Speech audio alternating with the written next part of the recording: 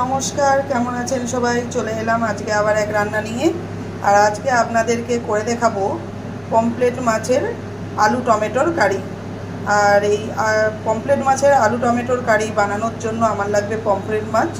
Pomfret মাছকে আমি দেখুন নুন হলুদ দিয়ে ভেজে নিয়েছি। লাগবে টমেটো। টমেটোকে আমি গ্রেট করে নিয়েছি। আমি এখানে 3 পিস টমেটো নিয়েছি, মিডিয়াম সাইজের 3টে।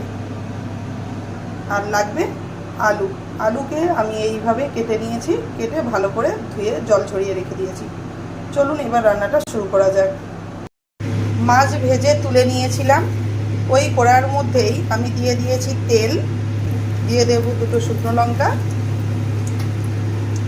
আর দেব কালো জিরে।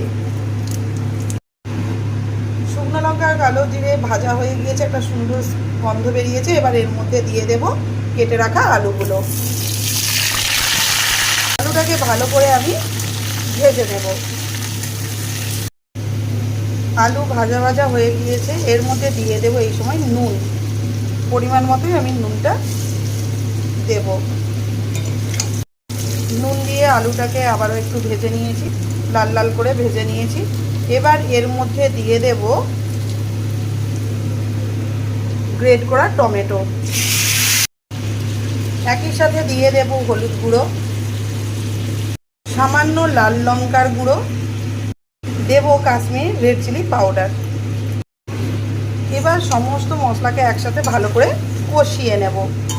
আর ঝালটা আপনারা আপনাদের প্রয়োজন মতো দেবেন, কম বা বেশি। আমি এখানে একটু অল্প পরিমাণেই দিলাম, যেহেতু বাচ্চা খাবে ওই জন্য। তো আপনারা ঝালটা আপনাদের প্রয়োজন মতো দেবেন। এই তরকারিতে ঝালটা একটু বেশি হলে ভালো হয়, যেহেতু টমেটো টক ঝাল ঝাল ভালো লাগবে। তো ঝালটা আপনারা আপনাদের প্রয়োজন মতো দেবেন। ভালো করে মশলাটাকে আমি এবার কষিয়ে নেব। পমফ্রেট মাছের নানা রকম আইটেম খেয়ে থাকেন, নানা রকম পদ নানা রকমভাবে রান্না করে থাকেন, কিন্তু পমফ্রেট মাছের যে টমেটো আলু দিয়ে কারি এত দুর্দান্ত স্বাদের লাগে, সেটা না বানালে আপনারা বুঝতেই পারবেন না। একবার অবশ্যই বাড়িতে ট্রাই করবেন, কমেন্টে জানাবেন। আপনাদের কমেন্টের আশায় থাকবো।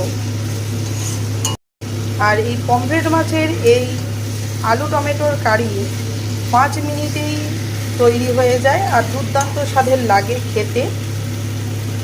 আর এটা বানানোর জন্য বেশি কিছুই লাগে না, শুধু লাগে একটু টমেটো, কালো জিরে আর মশলাতে, আর বেশি কিছুই লাগে না। আর 5 মিনিটেও তৈরি হয়ে যায়, আর খেতেও লাগে অপূর্ব। একবার অবশ্যই ছটফট বানিয়ে ফেলুন দেরি না করে, যদি বাড়িতে থাকে পমফ্রেট মাছ। মশলা কষানো হয়ে গিয়েছে, টমেটোর কাঁচা গন্ধটাও চলে গিয়েছে। এবার এর মধ্যে দিয়ে দেব জল।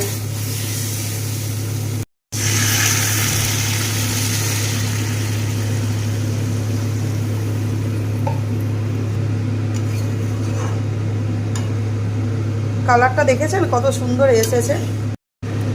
এই সময় দিয়ে দেব মাঝখান থেকে কেটে রাখা কাঁচা লঙ্কা। এবার এটাকে কিছুক্ষণের জন্য ঢাকা দিয়ে দেব।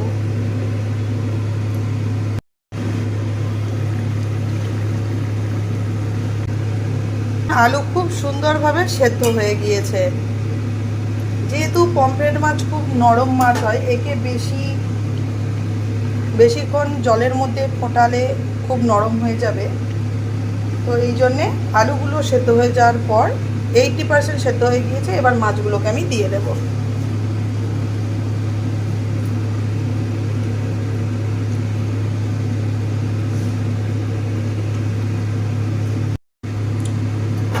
মাছগুলোকে দিয়ে দিয়েছি। এবার আরও কিছুক্ষণের জন্য এটাকে আমি ঢাকা দিয়ে দেব। ওপর থেকে ধনেপাতা কুচি দিয়ে দিয়েছি। এবার এটাকে একটু মিশিয়ে নেব। এবার কিছুক্ষণের জন্য এটাকে ঢাকা দিয়ে দেব।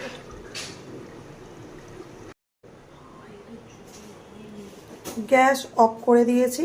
দেখুন কত সুন্দর লেগেছে দেখতে। পমফ্রেট মাছের আলু টমেটোর কারি একদম রেডি। যদি আপনাদের এই রেসিপি পছন্দ হয় অবশ্যই কমেন্টে জানাবেন আর সাবস্ক্রাইব করতে ভুলবেন না। আপনারা পমফ্রেট মাছের নানা রকম পদ খেয়ে থাকবেন, কিন্তু একবার এই পদ্ধতিতে পমফ্রেট মাছের আলু টমেটোর কারি একবার অবশ্যই বাড়িতে ট্রাই করবেন।